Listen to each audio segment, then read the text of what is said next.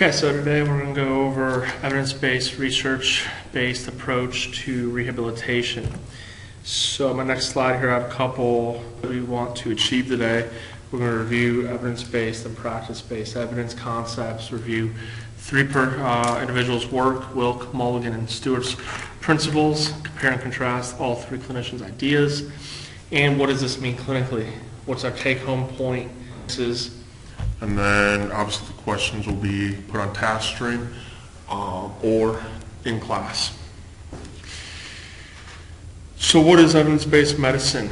Sackett et al. Is the first group to define what evidence-based medicine is. His group back in '96 put out an article saying evidence-based medicine is the conscientious, explicit, judicious use of the current best evidence in making decisions about care of individual patients. Integration of clinical expertise, best clinical evidence, patient values. So what's wrong with this picture? If you have 30 years of first-year clinical, clinical experiences, 31st years, right? We talked about that this summer. Probably not a good thing, right? So you probably will have a tougher time actually implementing some evidence-based ideas. But on the flip side, like Kevin Wilk, 30 years of quality clinical experiences, he does research, he incorporates those into his patient values into his decision-making process. So we can see a wide variety. Don't cookbook, right? In undergrad courses, we're typically taught, don't cookbook, at least I'm hoping that, or theoretics classes. What does this mean in rehabilitation? Well, I've seen practitioners, physical therapists, they pull out their protocol. It's an ACL. Let's pull out the ACL protocol. Jane Doe gets this, John Doe gets this, same rehab protocol. Same exercise, same everything. I hate that. There's multiple textbooks on evidence-based medicine. I have a couple in the office. There's it's the hot topic. It started in nursing. Now it's making its way into our profession. 5 steps to really practicing evidence-based medicine. Defining a clinical question is the first step. PICO, patient, intervention, comparison, outcome. You might not always have a comparison, so you might have a patient, intervention, or exposure, E, outcome. So you define a clinical question, you search for the evidence based upon that question, you critically appraise the evidence based upon Pedro. It's a pretty common scale. There's a bunch of other scales out there. I like Pedro the best. You apply that evidence to your clinic the best that you can, and you evaluate the performance. Now before the DAT, I did the first 4, but not the 5th. I did not evaluate my performance. Pretty common, we don't measure our outcomes on specific interventions. So if I'm doing a Mulligan technique, I can have evidence of saying it helped this ankle patient's pain. They have more function now, and they're able to do activities of daily living based upon the Mulligan. That's evidence-based. Before, I had no evidence. I thought I was doing okay. I would rate myself as a 4 out of 10. Then the summer, when I got back from the summer, I probably rated myself a 1 out of 10. Now I'm thinking I'm back to what a true 4 to 5 out of 10 would be. Practice-based evidence is, again, a term we heard during the summer from Rusty, Dr. Siegmiller, Dr. Nassipini, about actually integrating this into your clinical practice. This, to me, is an action research model. Studies the evidence derived from clinical practice. So me, a clinician, working with dance, I am in an emerging practice setting. I can take some of the things of dance, write that up in a co-study, a longitudinal study, case study, and present that and get that information out to my colleagues, which some people don't want to do. They're very protective of their material. I don't like that. Evidence practice studies are typically experimental, randomized controlled trials, larger in nature. They have more power, which we'll talk about in a minute.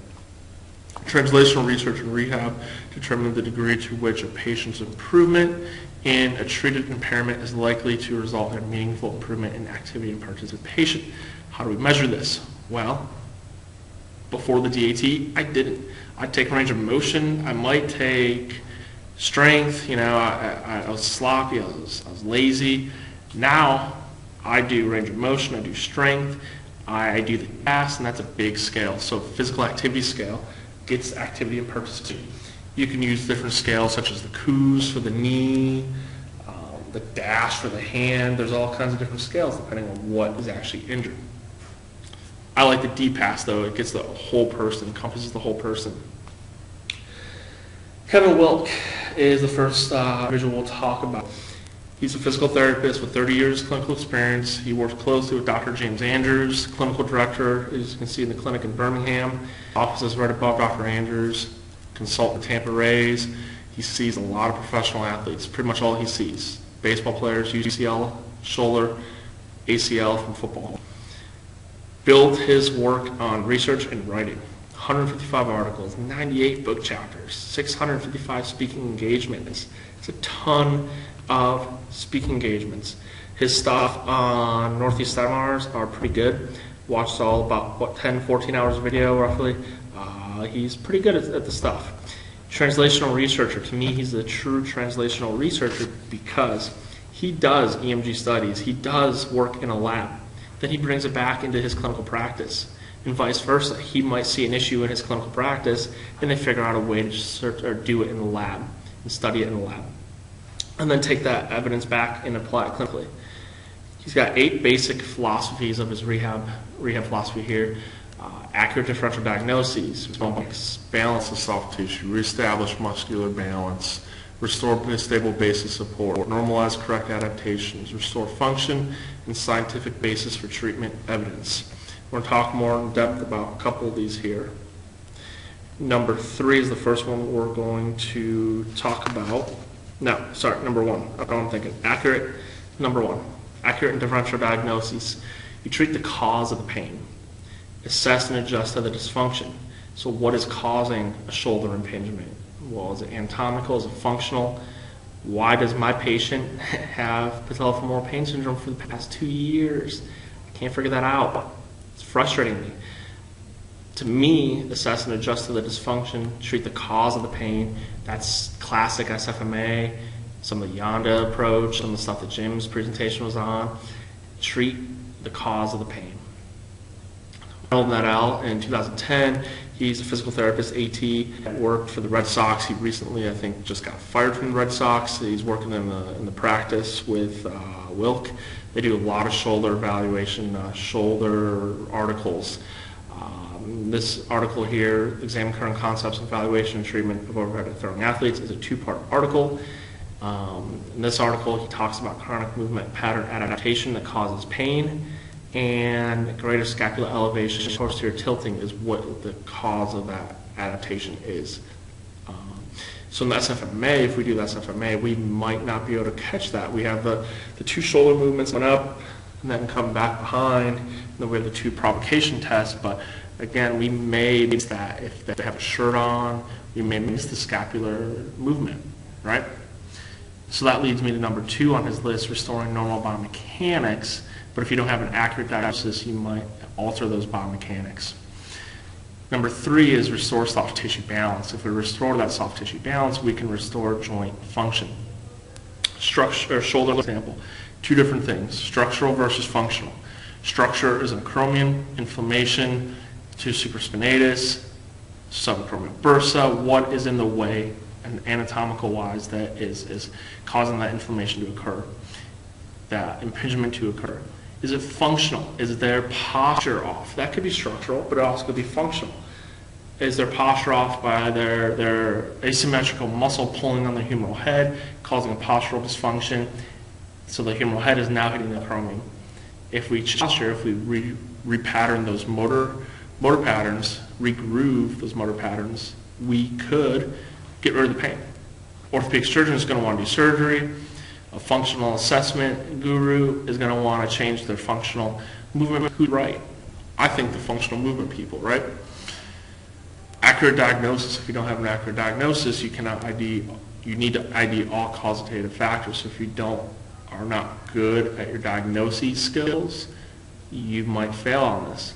So we treat this usually with stabilization exercises. So soft tissue balance. The SFMA brings up one thing. Say it's a TED, Tissue extensibility dysfunction of the posterior chain, pretty common for hamstring, right? If somebody has hamstring tightness, posterior chain, tissue extensibility dysfunction. Hey, let's do some Mulligan stretching. What else could we do to increase that extensibility? It talks a lot about reestablishing the stable base of support, which I completely agree. Stability versus mobility. You establish hip control. With this, you utilize your glutes, you utilize your lumbar spine, your abdominal muscles as your stable base of support. Establish hip control, so that's what I mean by glutes. I'll do an exercise clam series. McGill talks about it. I'll talk about it here in a little bit. Starts with the spine though. I've seen this more since using the SFMA. I'll take a patient through the SFMA. They're okay through the rolling pattern. Once they get through the SFMA breakouts, it'll tell me to do this. I do the rolling 4x4 matrix, and then they're okay with that. And we move up the chain in the 4x4 matrix, and they might be both knees, bilateral knees on the table going to a single leg stance. They can't do it because their hips are wobbly. So we have to back them down and reestablish that stable base of support by retraining their motor pattern. And again, strengthening as well. So is there a scientific basis for his treatment? Yes. Most of Wilk's studies are truly evidence-based. He's got a very strong scientific background and reasoning behind why he does most of his work. He applies it to his clinical practice for sure. He does a lot of EMG studies though, and EMGs can be hit and miss. It's very difficult to ascertain that you're on that specific muscle. If it's a deep muscle, it's one of the deep spinal muscles, you're not going to get on that. You're going to get on some of the superficial, whatever. No, I take EMG studies. I'm not drinking the Kool-Aid fully on the EMG studies. But I like Wilk. He develops a treatment strategy. He talks about developing the strategy of using a systematic approach, which seems to work a lot in physical medicine, AT, PT, using a systematic approach for evaluation, and so we don't miss anything. I like that. So you assess the patient, develop a plan. You implement that plan and assess the outcomes. You reflect. I didn't reflect. Before the DAT, I would assess the patient. Here's some methods. We do it. I wouldn't assess the outcomes. Yeah, that hurts. Okay, let's not do that. Not anymore. We assess outcomes after every treatment. I sit down with the patient. We talk. I reflect. I have my little Google Doc document on the iPad. I type everything in. Next day, whenever they come back in, we implement a different revival. We assess their outcomes again. If it's the D-pass that they're taking that week, whatever it might be, range of motion, strength, we reflect. Final outcome data, I think that this is where the practice-based research networks like AT Still are really going to help move our profession forward with practice-based research networks like that we can share this information with everybody. Cookbook Conspiracy, again, he's got two articles here. The one, Wilk has written both of them. The one is the current concepts of SLAP treatment. The other one is non-operative GH instability. And the first SLAP one, he gives a specific table for every rehab exercise and the different phases of the healing process. And to me, that's a complete cookbook. You're going to give the same shoulder rehab to me, an amateur golfer trying to be a pro golfer, and to John Smoltz, baseball player, Tiger Woods. You're not going to do that. It's not evidence-based. It's not pick. In his next article on the GH instability, it's a very similar article, gives you a bunch of exercises, what to do, what not to do, but he also starts with the phases of the process, the phases of the healing process, and the phases of rehab, and these are recommended exercises that you do based upon EMG studies, based upon physiology of the joint, and I like that better. To me, that's evidence-based, not the SLAP article. So I know I went through that real quickly. Mulligan, he's my guy. I like Mulligan. I've had a lot of conversations with Jeremy and Jim about him, and I know Jeremy goes next week on Mulligan, so I'm not going to go too in-depth here, but he's been a physiotherapist for 60 years almost. That's awesome. Founder of the Mulligan Concept, obviously. numerous articles, textbooks, video series. He's more into the videos. Three main ideas with him are the mobilizations with movements, nags, and snags. I've used some nags with some neck things I've had going on. I've had okay success with that. I think it was the user error the first couple times I tried it, but I've gotten better at the nags. The mobilization with movement WMs is definitely where I hang out at. He was heavily influenced by a lot of these guys we've heard of from the summer and throughout the DAT, Cattleborn, Maitland, McKenzie, all these guys and individuals that were very into manual medicine. MWM's most common Mulligan technique I've used is the repositioning of one articular surface on its partner with a movement or active contraction. Movement as a joint, active contraction, we see that a lot with lateral epicondylitis. I've tried it once with lateral epicondylitis and I had okay success. One of the staff members here at my institution came in, he designed sets for the theater department, and he's just doing a lot of hammering, a lot of stuff, and complaining a lot of elbow pain. I tried it out. I had success that day. His pain went from like a 6 to a 2, if I remember correctly. And then he never came back, and I saw him in the hallway probably last week, and he said it was back up to about a 4. I showed him how to do it on his own. So positional fault is where Mulligan differs from a lot of other manual therapists. He thinks that a positional fault alters joint mechanics. It could either be in the spine or peripheral joints, and that is what is causing the pain, decreased motion. Ankle positional faults, the fibula is moving on the tibia somewhere, a side joint, either the posterior, anterior nominate, something's moving, or lateral epicondylitis.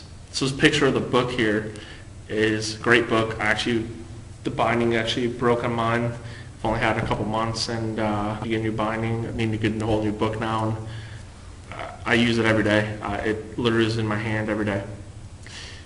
Based upon his positional fault, velocity of the joint's alignment, arthrokinematics, right, is off, causing altered movement pattern, which causes pain. So the arthrokinematics is off or altered. That movement pattern changes, even subtly.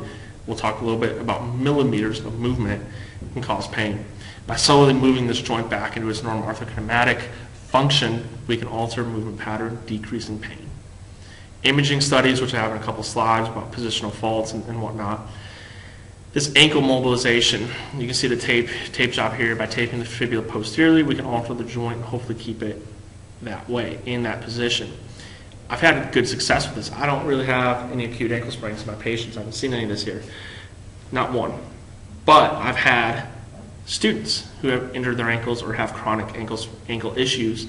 So we've tried this out on them. I didn't have good success in the fall, but as I've gotten better at it, this spring I've had really good successes with one of our women's soccer players, chronic ankle sprains. She is an AT student and the Mulligan, I think, on her 3 times, and she feels great. I taped her, and she's able to actually practice now, or even just run around town, conditioning stuff with minimal pain. So that's cool. I want an acute ankle sprain to try it out on, though. The research is limited. Past 10 to 15 years, there's been a lot more, maybe 20 years, there's been a lot more research out there. This Vincenzino gentleman published a lot of the research out there on Mulligan. Most of Mulligan's stuff is clinician experience, so his clinical experience is part of evidence-based, right? So anecdotal evidence passed down from generation to generation is how AT kind of used to be, but we're moving away from that. But still has a place in evidence-based practice. The article I put up on TaskStream, in that article, he critically evaluated literature under 2 different models, biomechanical and neurosophical paradigms. And it's actually a really good article because it gives you a lot of information. It gives you, if you want to look at a case study of the elbow, he's got it. Case studies of the ankle, he's got it. But also looking at the imaging studies. So most of the research articles out there on Mulligan have been clinical-based studies, action research, I think, case study designs.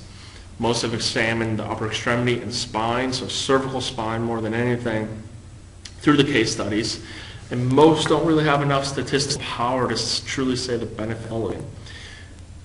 if I have a patient that I do the Mulligan technique on, say that I have one patient example to say, yes, this works for this patient, but I don't have a large population to hopefully treat and apply that to the general population.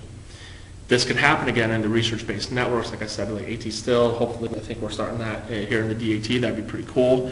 Pooling all our information together, everybody's doing some Mulligan stuff, or even doing some of the Yonder approach, well, whatever it might be, pulling that data together and let's write about it. Let's share that information.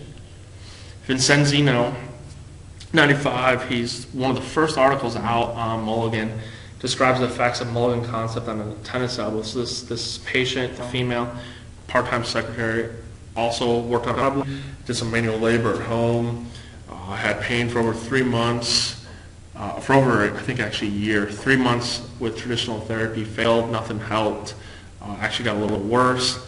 4 treatments of Mulligan over 2 weeks, pain went away. 6 weeks later, they do a follow-up, pain's still away. It's pretty fool if you ask me. That's the stuff that I've been trying to do. Some of this Mulligan stuff I've seen. Pill effect, right? Pain-free, immediate, long-lasting. They will leave your clinic feeling better with a smile on their face. They come in the next day, then 2 days later, they still got that smile on their face because their pain went from a 7 out of 10 to a out of 10. Might have went back up to a 4 out of 10, but they're still not that 7. And that's pretty cool when that happens. Hubbard et al., and this is a bench research study, found preliminary evidence of radiographic positional faults in chronic ankle sprains. So they looked at chronic ankle sprains on X-ray. They used a tape measure in millimeters, found that chronic ankle instability compared to opposite ankle and to a control group without any ankle instability. There's a difference about almost 4.5 millimeters of movement of their fibula. Pretty big difference. Hubbard suggested that is an anterior positional fault. So before we get to effect size, now let's say effect size. Effect size is a statistical measure of the strength of a specific phenomenon. So the higher the effect size, the closer to 1 it is, the more power you can say definitively, yes, this will, if you do Mulligan on this, this will happen. Or it's a little muddy area to say that in research, but high effect size, 0.74, that's pretty good. That 30 subjects in this study. So based upon that, based upon the effect size, Hubbard et al. Says that greater than a 2 millimeter may be needed to see clinical effects. So they had actually doc students, I think, that had ankle pain. They say gave out on them all the time. So they included them in the study. They did not have greater than 2 millimeter difference, but they didn't complain of ankle pain. They just said it gives out on them. They didn't complain of pain. They didn't complain of really anything else. So they're saying for a patient to come into your clinic complaining of ankle pain after an ankle sprain, after an inversion mechanism, there's probably a greater difference than 2 millimeters there, which I thought was kind of interesting. The next article I have up on here is by Kavanaugh, 99. They attempted to do a very similar thing. This was before the other article. They attempted to measure change in bone position with mobilizations with movement to the disc. It took 17 patients, 6 with acute ankle sprains. 2 out of those 6 showed additional fault. Now, Mulligan in his text and in his online videos on Northeast seminars were 2 different ones. There's the one with like the red background on everything, the drapes. I don't really care for that one. I don't like that Folk guy, the guy with the glasses and the mustache. I just really don't want to listen to him talk. I just really get frustrated when I hear him.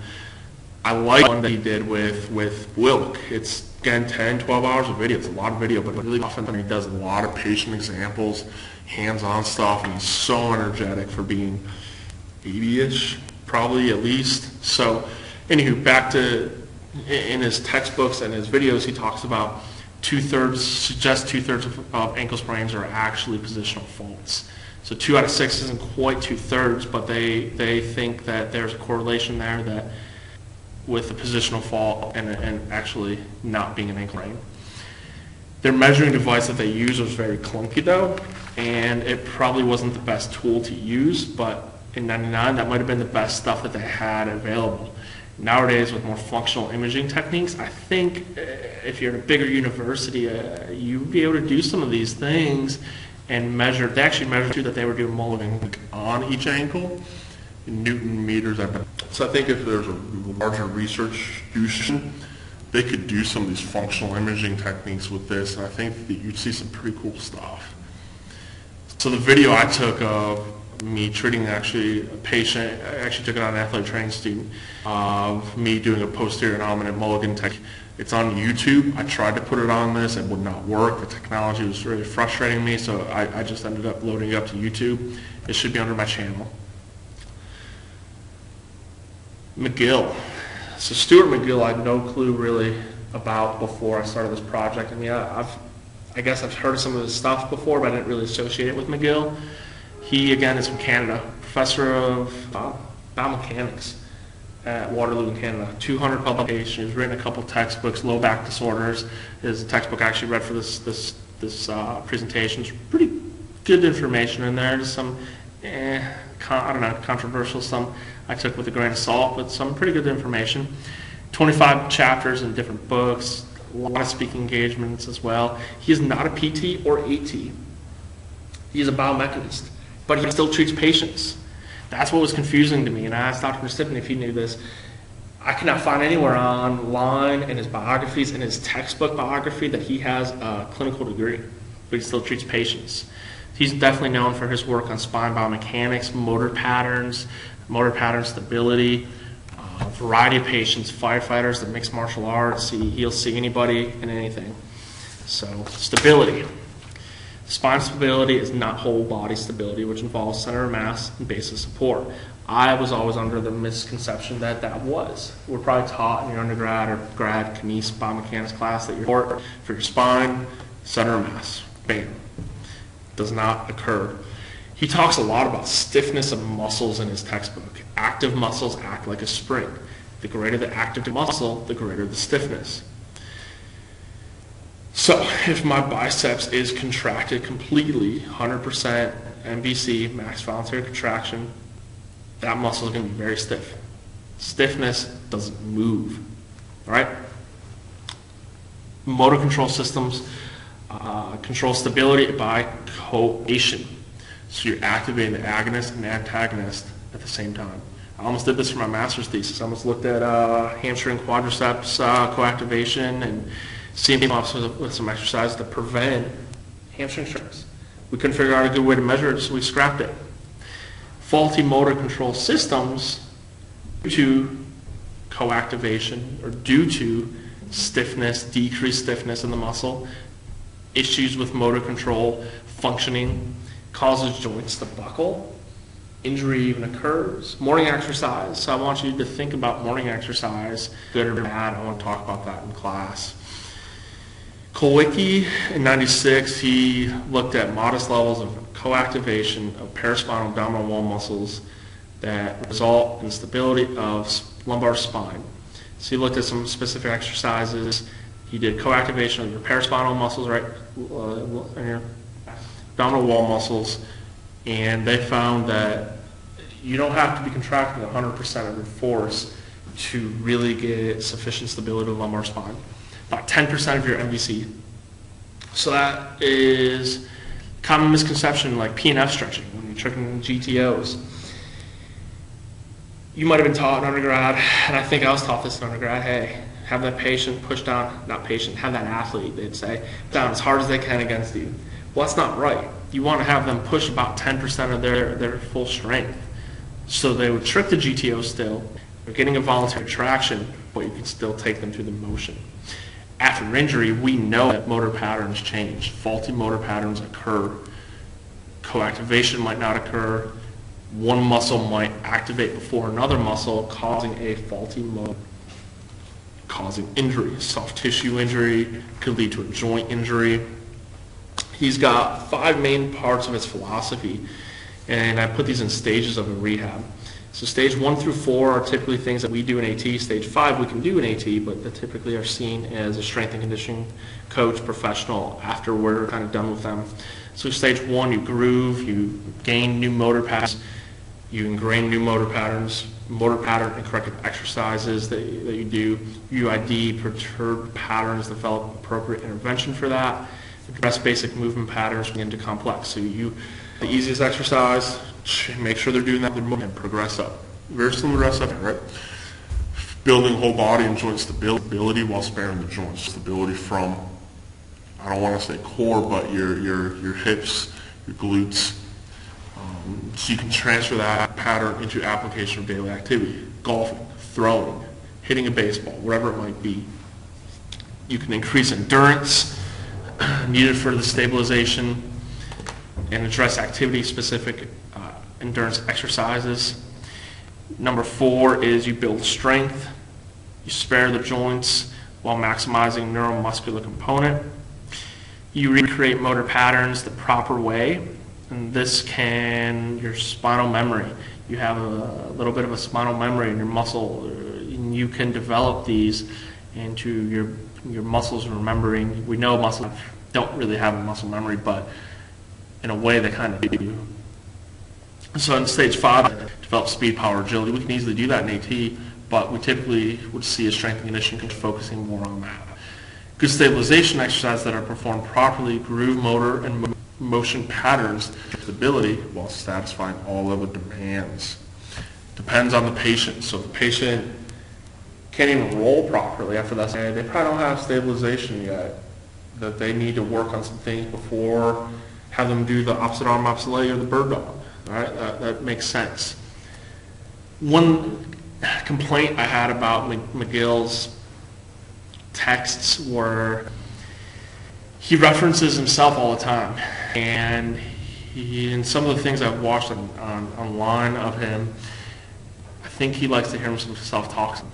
But in this article, examine the motor patterns between a maximal baseball throw for mobility and throwing a 1-inch punch for stability. So 1-inch punch in here, bam, you hit somebody, right? Should have had a V8, hit him in the head.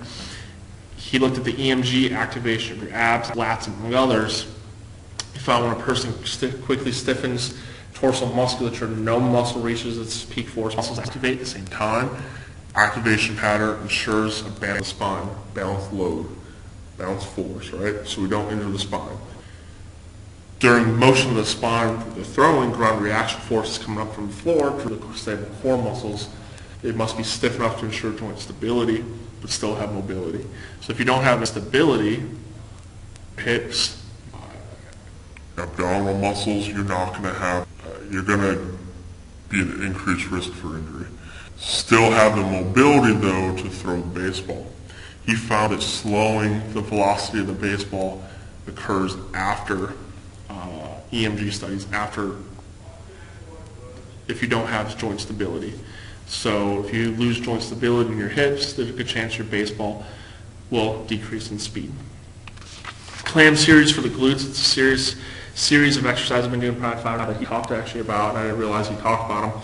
I don't know if he created them or not, but for the glutes, lay with your knees bent, feet together, you open up like a clam, then you open up your lower legs, then you open up the clam and kick, and pretty good exercise. You get pretty fatigued doing them. Next couple exercises here, you quantify progressions like curl up, side bridge, bird dog exercises to meet or to assist in clinical decision making. So you looked at EMGs again. EMGs are tough because you can't quantify them all the time. You make assumptions on a lot of the data. He found the curl up, traditional curl up, breathing was a factor. A lot of people held their breath, increased the load of the spine. Side bridge, sort of laying, side plank, whatever you want to call it. Best exercise, he thinks. You start on your knees, you can progress up all the way to doing some crazy stuff here, but he found that breathing was no issue, and all the muscles, lats, abdominal muscles, glutes, work together. Co-activation was happening better than the curl up. And then the opposite arm, opposite leg, or bird dog, as he calls it, same thing. Opposite arm, opposite leg, you're going out, you start with one arm, you start with one leg, do both at the same time, one arm, one leg, and then if they get better, they can do a drawing pattern, draw a square. Works with the stability of the spine. And I spelled popular wrong here, so contrary to popular. The spine and nucleus of the disc is not shockable, almost all I say that. So he says the cancellous fails under compression first. So compression, you're walking around, you're doing an exercise, you're squatting, that bone fails first instead of the nucleus of the disc. His research goes well with McKenzie though, because he does and has proved this in cadavers, that extended posture, so extending back, drives the nucleus material to part of what you want, and that's what McKenzie does. And that's what McKenzie talks about in all his exercises. The big three exercises that he talks about are the curl up, side bridge, and bird dog. So there's beginner through advanced phases for all three.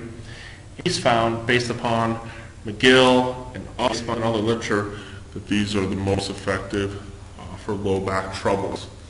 If you read a lot of literature on low back, and there's tons upon tons of it, right?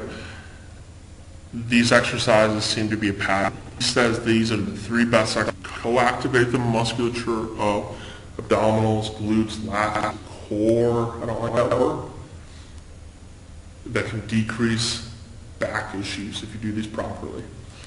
Or increase your stability, your motor pattern recruitment, so you don't develop low back troubles. And you might get rid of your shoulder impingement. You might get rid of your patellofemoral pain syndrome. Don't do them in the morning. Again, about morning exercises in the afternoon, or not in afternoon, in lab. So these pictures I took of an athletic training student. The first picture top left is a picture of her doing the side bridge. She's doing okay. She's a little rotated on her spine. Middle picture here is her in the initial phase of the sit-up. Turn her back, legs straight out. Third picture here, she went too far up. Your scapula should be the only thing lifting up off the table. The initiation starts with the abdominal muscles, and then you lift yourself up with your abdominal muscles. You don't use your scalenes, you don't use your neck musculature to lift yourself up like most of us probably do. Don't worry about the hands behind your head to support it. You're still using your scalene, your anterior neck muscles. Abdominals, starts with abdominals. Same thing, opposite arm, opposite leg, you can see, bottom left. I use that exercise all the time. I think it's a pretty good one. So I write some wrong exercises up here. Coming up next, traditional sit-up. If you do the traditional sit-up with your straight legs, and just sitting up, using your musculature, not your abs, you're putting about 730 pounds of force on the spine. It's a lot. If you do a bent knee sit-up, there's two different theories out there. Psoas is realigned to reduce compressive loading, or the psoas is shortened on length tension relationship, so forces are reduced. Article by McGill, and he found women small enough to fit in an MRI machine and still do a sit-up. Traditional sit-up and bent knee sit-up, and they found that nothing happened. That psoas is shortened with hip flexion, but its activation is higher during bent knee sit-ups. So side bending, he says, is the best, or EMG says that, right? Abdominal bracing, consistent muscle activity while maintaining the bridge. So you're doing this consistent isometric activity while maintaining that bridge. You're only holding it max maybe 8 seconds. I usually start with about 3 seconds and I build up to maybe 8. And then I progress that exercise and make it a little bit more difficult. Comparison of the three, Wilk, Mulligan, McGill. Wilk to me is a translational researcher. He takes what he does in the lab into the clinic and vice versa, clinic to the lab. He's that bridge that I kind of want to see myself being that person. I like the research, I don't mind the lab stuff. I like the hands-on clinical stuff though. Evidence of why he does these exercises using EMG, using the exercise progression, and he chooses the best exercise based upon research for each given patient. That's what we should be doing, right? Mulligan, minimal research focus. Most of the research is not done by Mulligan on Mulligan Concept. It's done by people like you and me, action research prison project. Joint focus. It's been on soft tissue, but not as much. I've done some Mulligan hamstring stretching with some pretty good results, but definitely joint focused. And then trial and error. If at first you have some pain with the Mulligan mobilization with movement on the ankle, get a sponge, move your hand placement slightly. Bony positional faults and motor pattern tight musculature, I think are his main ideas as well. Bony positional faults for sure. McGill is definitely a bench researcher. To me, he can't be a translational researcher without it. He talks a lot about stability of the spine. Although he uses EMG for everything, not the best tool, and he makes the spine a rigid lever. So each level line, he says, functioning at that one spinal level could cause injury, when it does cause more injury, dysfunction if you use it as a rigid lever. To me, they all go back to faulty movement patterns, though.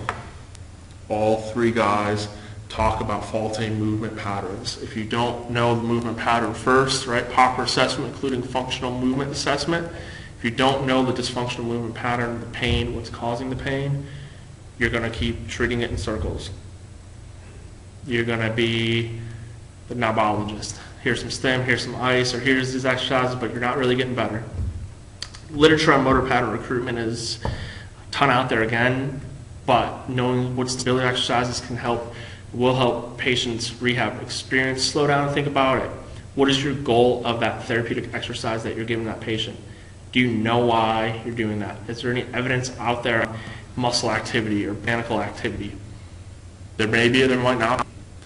That's maybe lacking in certain literature areas such as Mulligan. We don't shy away from those techniques. We in the DAT can build upon that literature on the forefront of that movement. And I think we should be. Logical progression, exercise, proper movement pattern, right? Start logically. So my clinical experiences, I've had a patient with bilateral patella tendon pain for almost 2 years now. Under Wilk's idea and his theory, I'm missing something, right? I don't know what I'm missing. I've done this FMA. I don't know if I just need to take it through a different lens. When Marcy said this about Jim's presentation about the lower cross syndrome with Yonda, I've never thought of that. So I actually haven't seen her since I've been looking at a lot of this information. So I want to hopefully see this patient again and this week and hopefully try some of this Yonda stuff from Jim's presentation. And my best friend, excellent results. I will write up a case study on my last SI joint patient, and that goes with McGill. So case study in the dance with left SI joint pain over the year, and consistently for a year. Posterior nominate, I've done the SFMA, I blogged about it on my WordPress blog, so I don't want to take up your time here. We've done some mobilizations, she's gotten a lot better. She's about a 1.5 to 2 out of pain. We've done some clam series, some bird dog stuff based upon the SFMA finding. Some pretty cool stuff. We can talk more about that in class if you guys want.